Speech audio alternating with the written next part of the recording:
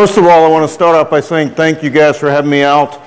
For those of you who do not know me, Carlton Banks is kind of a funny undercover name, if you will. I consider myself an investigative sleuth when it comes to finding out certain information, and I've actually intercepted certain information sources that are available on the internet where there is an open door to this information that is available to you as the aftermarket.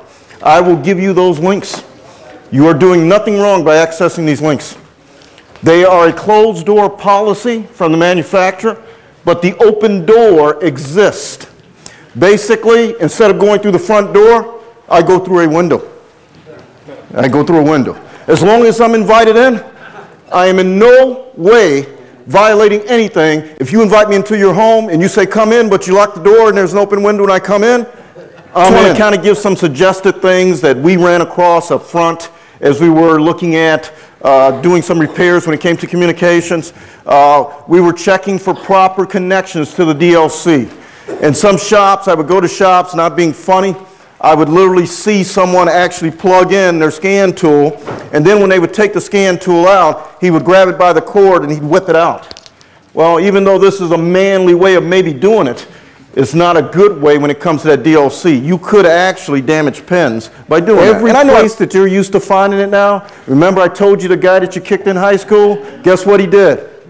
He moved it. So for those of you to say, well, it's in the glove box. No, it's not. So just an example of a tool.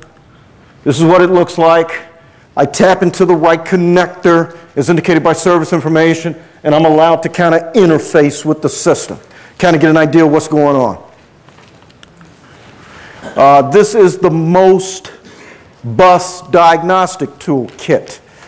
Again, this is their way of analyzing these systems, utilizing these tools. This is what it looks like. It's a series of connectors that allow me to tap into the circuit and measure voltages. But I'm going to be honest with you. I'm not going to be measuring with a voltmeter. I'm going to measure with a what? Scope. Scope. I'm going to measure with a scope. I want to see what it looks like. It tells me that the most communication-enabled circuit is shorted to ground. So it's kind of doing its best to kind of give me a clue. I go in. I have taken on the concept of printing diagnostic reports with these tools. I print before the repair, I print after.